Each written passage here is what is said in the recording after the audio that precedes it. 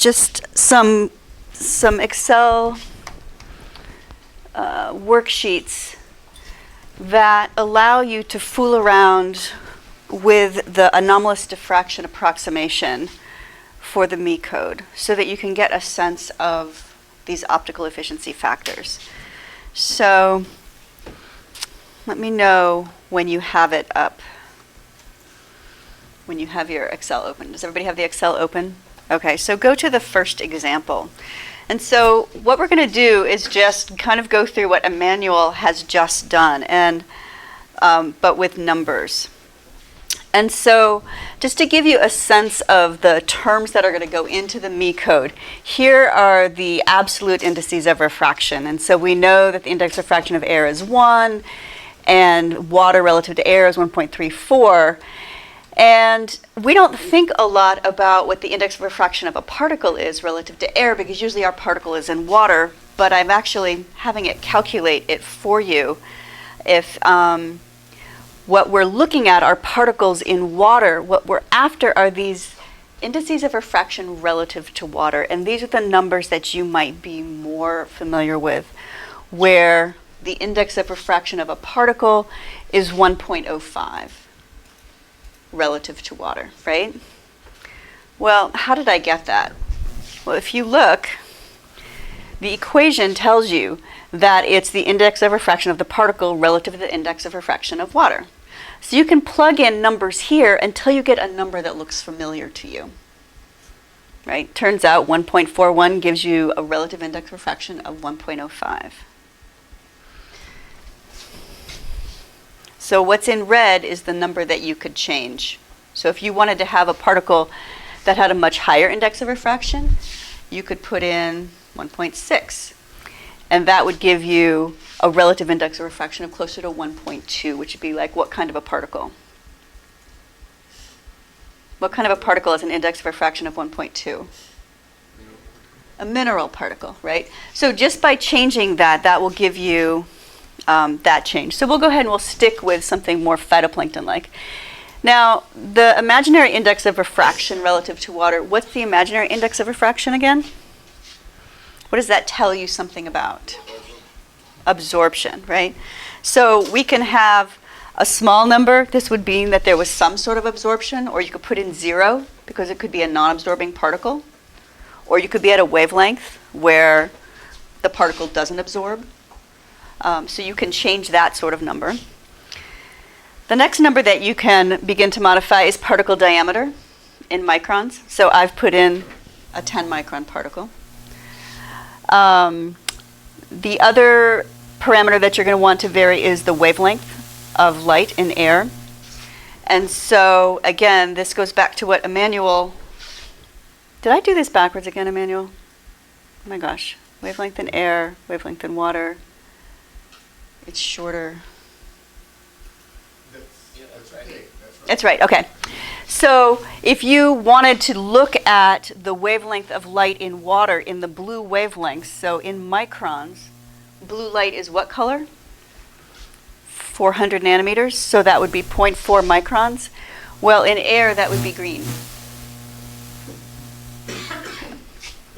So you can change these different parameters, and then what it calculates for you is this rho parameter, which is the size index, which is 2 pi times the index of refraction of the particle times the diameter divided by the wavelength. And that was one of the terms that Emmanuel had given you. And then, using the equation that he gave you, it calculates the efficiency factor. So here's the efficiency factor for attenuation. Here it is for absorption. And here it is for scattering. And so if you click through each of these, you'll see the equations. And those equations are the simplification.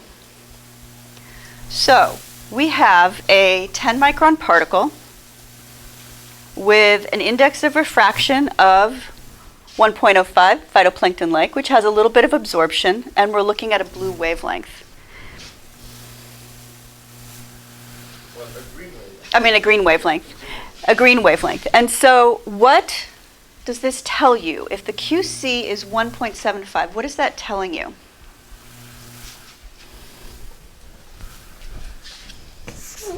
Now you have to remember, what's Q?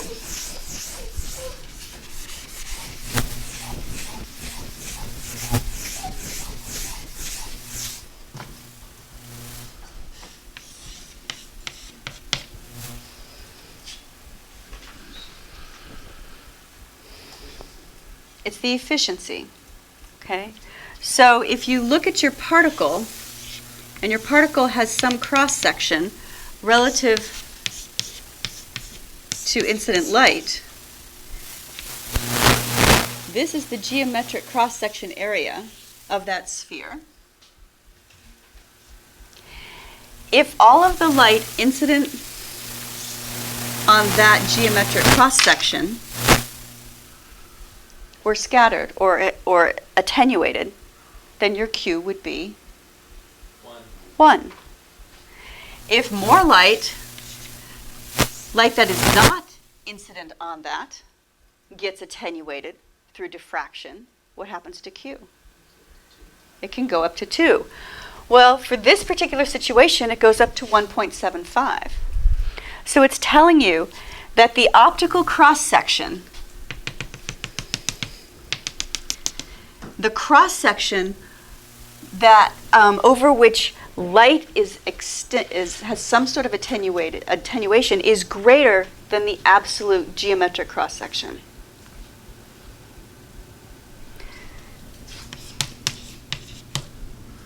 So what happened? Yeah. Mm-hmm. So what does it mean to have a Q weight of 0.39? So what does that mean? Yes. So now we're still looking at this geometric cross-section. And so what's the geometric area? Yes. Whew. The geometric cross-section of this particle, if this is D, what's the cross-section? Pi d squared over 4? Okay. Well, if Q is the optical cross-section over the geometric, and that value for absorption is 0.4, it's less than 1. What does that mean?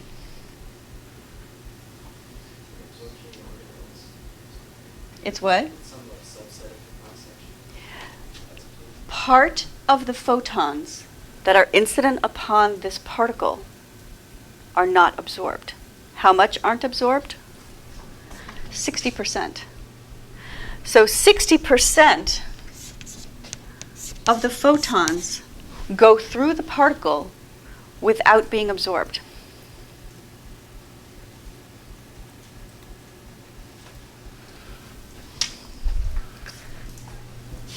So what happens if I change this to 0.005?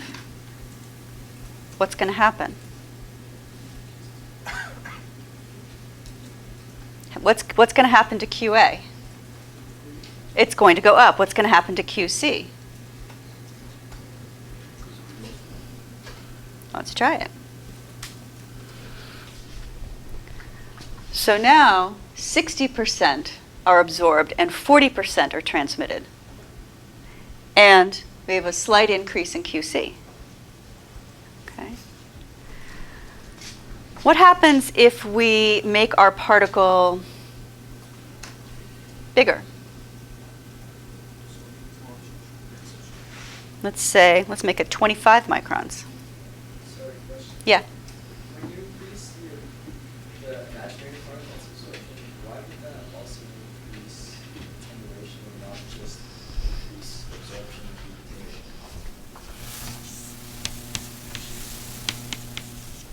Because C equals A plus B.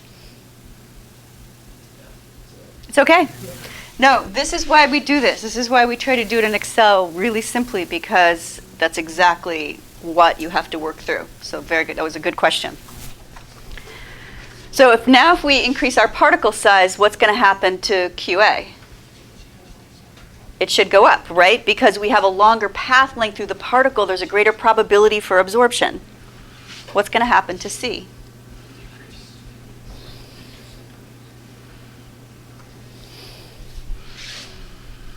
Bigger particle, starting to get you into a regime with much more diffraction, larger, and so you'll start getting a QC closer to 2.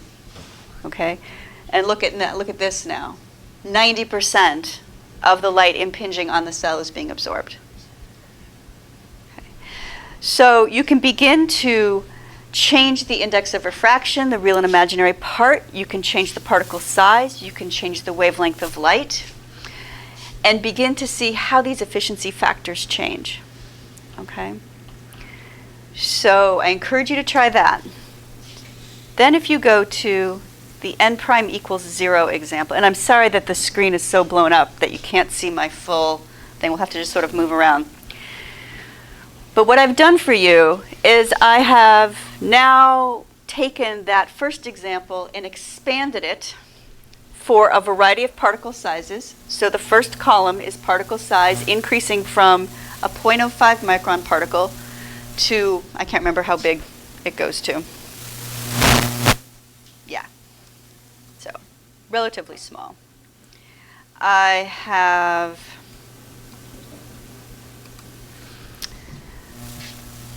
given you the index of refraction in air and in water. This is the imaginary index of refraction. For this example, we're assuming no absorption. These are just terms in the equation that make it easier to calculate. And then I have calculated the QC as a function of diameter. So QC is the extinction, which again is, we have no chalk here. QC, which is like the attenuation.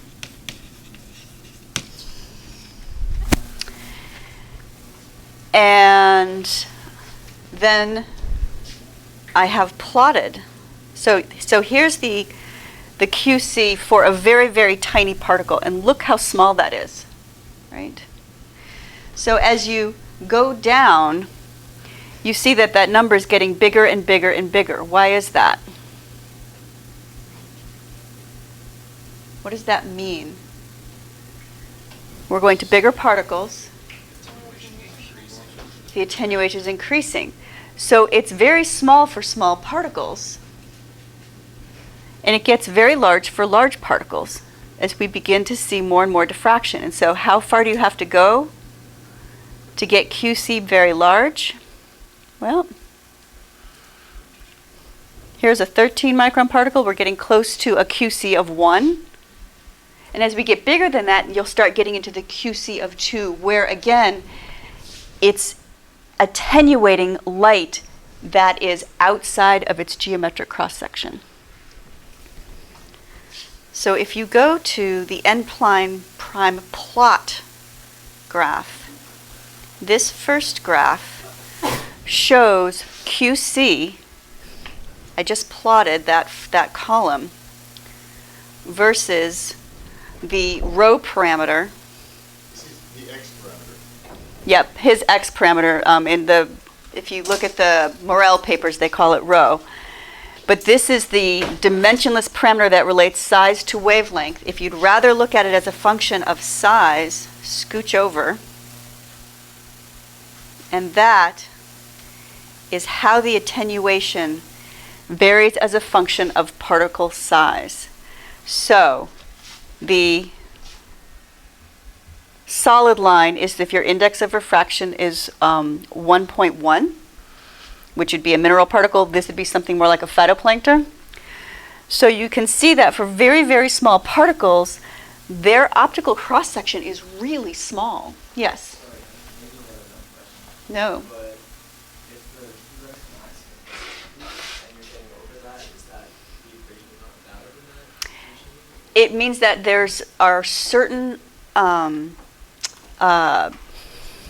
resonances that mean that you're actually attenuating even farther away for single particles. When you start to get mixed size particles, you don't see it up to 3, but you can get up to 3.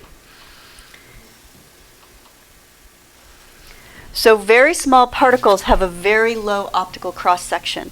The optical cross-section increases really rapidly as you increase in particle size to some maximum resonance. And these are for non-absorbing particles. And then you see as you get bigger, QC actually goes down. And these are resonances that have to do with, think of it as you've got light of a certain wavelength and particles of a certain size, and there will be critical sizes for which you get increased resonance or constructive interference, where you can get amplification of scattering versus destructive. And so that's why you get these types of behaviors as you go from bigger particles, and then you'll have decrease cross-section, increase cross-section, decrease. But you'll notice that it's starting to asymptote to what? 2. And so when Emmanuel was doing those examples and saying, oh, well, it's going to be a big particle, so we'll just assume it's 2, you can begin to make that assumption that the attenuation cross-section will go to 2.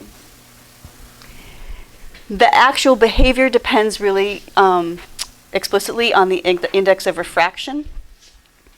And you can see that for low index of refraction particles, the resonances occur at much larger particle sizes.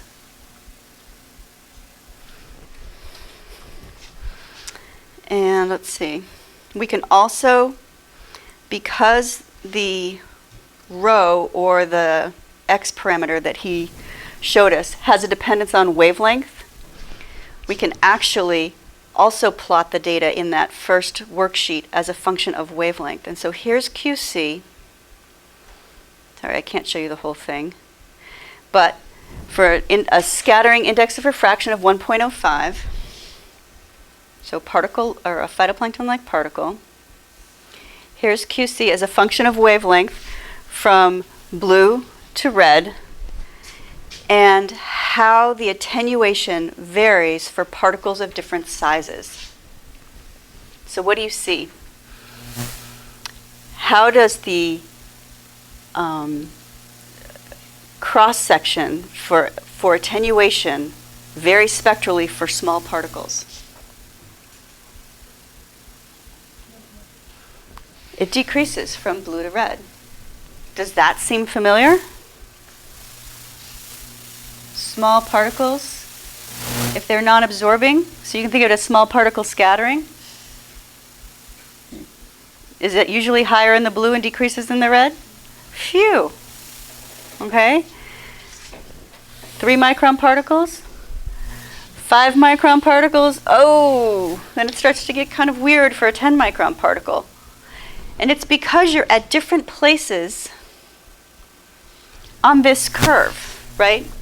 So if this is d over lambda, and you're holding d constant, this is basically the 1 over lambda. So you're heading to decreasing with wavelength, increasing with wavelength, decreasing with wavelength, increasing with wavelength, or you can get caught somewhere in between and get this kind of funky curve. Oops.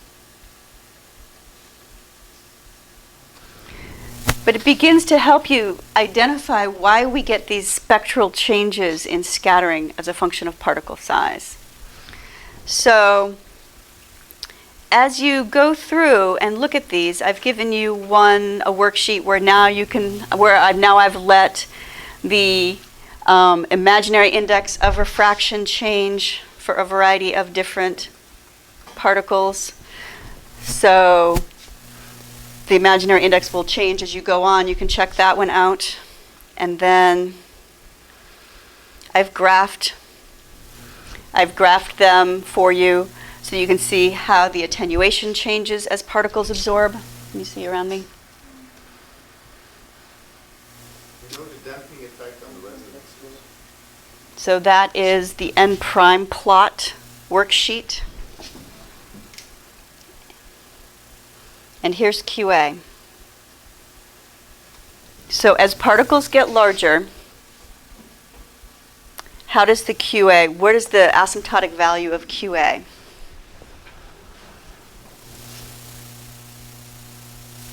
One. So when you have very strong absorption, this is N prime, it doesn't take a very large particle to basically have the entire cross-section be absorbing light, so that the optical cross-section to geometric is equal to 1. If you have very weak absorption, you can have a very large particle with only a cross-section of maybe 50%, right? So this is each one of these represents increasing absorption, and it asymptotes. You can only absorb photons that are incident on the particle, so it asymptotes to 1, and so it will do that faster for a strongly absorbing particle versus a weakly absorbing particle. So you have 2 large cells of phytoplankton. One is in the surface water, one is in the deep water. Tell me what their Qs will be, their QAs.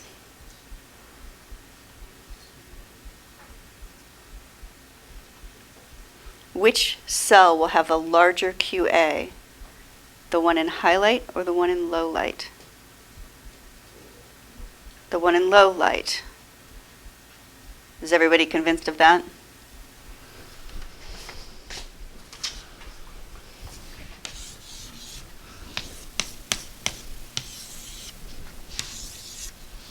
What is different about the environments of these 2 cells? Less light available. So low light, what do cells do?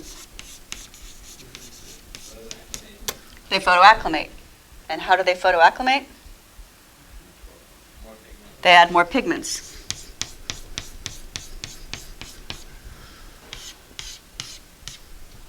So, of the light impinging on this cell, how much is going to be absorbed? Yeah, all of it if it can help it. So its QA will be very close to 1, and the QA here will be less than 1. Same particle size, but different absorption coefficients.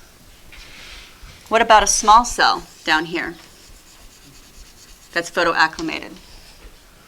What's its QA going to be like relative to this one?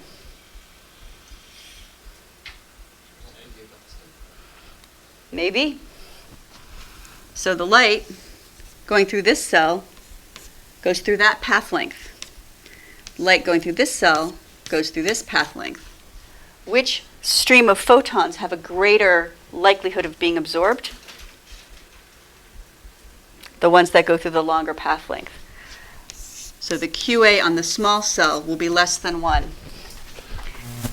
For the same absorption, small cell versus large cell, it will have a lower cross-section because it has a shorter path length and a shorter probability of absorption. Does that make sense? Okay. So, let's see. Let's go to the last worksheet in there. I did an example for how you calculate the beam attenuation from QCs. And so this is size, the rho or x parameter. This is the attenuation cross-section.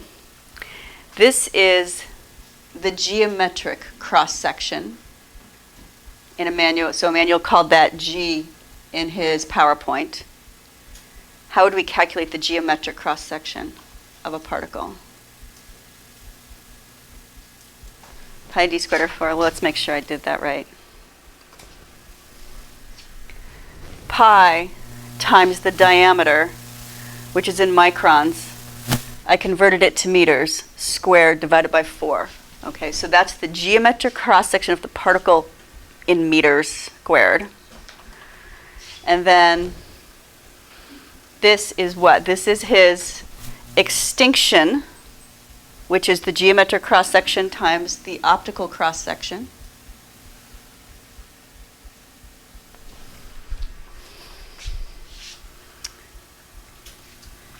So hopefully I did that math right. This is the concentration of particles. I assumed 1,000,000 per mil, which is 1,000,000,000 per cubic meter. But you can put whatever number you want in there. And then here, this should be capital C, sorry. This is the beam attenuation, which is the concentration times the geometric cross-section times the optical efficiency factor. And so for a billion cells that are 0.05 microns in diameter, this is their beam C. Are they very important? 10 to the minus ninth per meter? Not really. Okay. If we go down, if we page down where we get to, say, some larger particles, we'll see what's over in row 65. Row 65 is an 11 micron particle. If you had an 11 micron particle and you had 23 million of them, you would get an absorption coefficient of 0.005 per meter. Okay. So for that tiny little size particles, again, you start to be able to measure them with an AC meter if you just have those. Right? So what did you have in the culture that we measured with the AC9? We had Denaliella. And what else did we have? We had a Cattosaurus. T-West flogii. Was it Thalassiocyra? So what size were those particles? 10 microns? Was it Pseudonana or was flogii? If it was Pseudonana, they're like 5 microns. Okay. So if we know that they're 5 microns and we measured their absorption or measured their attenuation, right, at some wavelength, you could figure out how many cells would be in there. So you go over to your 5 micron particles. It's going to be this column.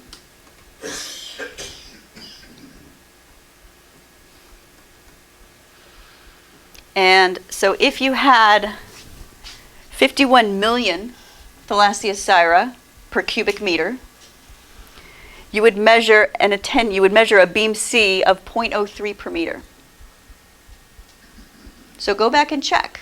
What did you measure? What was our beam C in those experiments? What wavelength is this at? This one happens to be at 400, but you can change the wavelength, figure out whatever wavelength you want. I would pick one where there wasn't an absorption coefficient, so maybe somewhere in the red or in the green. And you could figure out how many cells per cubic meter you had by changing the concentration until you get the measured beam C for your culture. And you know what the answer is? A lot. You had a lot of cells in there. And I know that because I looked at the HPLC data and the concentration of pigment was very high. Yes, Mary Jane. So the tetracellus, I think, was larger than that? I think so too. I think it was like, It was very clumpy. and they're about 9 to 12 individually, but they would look like they were glomming together. So you could model them as individual cells and see if it matches your beam C, and if it didn't, then say, oh, well, for how much would they have had to clump together in order to get that? They'd probably have a Q of 2. Yes. Let's continue after that. Yes, so we're done. It's perfect. So anyway, if you added all your particles up, this is just a Younga distribution. If you have particles, a lot of small particles and not very many big particles, you can add up the extinctions for each size class. And if you add it all together, you get a beam C of 0.55. So this is what it would look like for a population of particles. And Emmanuel's going to give you the code to run it in MATLAB. But here you can actually do it in Excel and add up the contributions of each different size if you'd want to play with that. Okay? All right. It's yours. Take it as you will. Get slides for this afternoon, put them on Dropbox.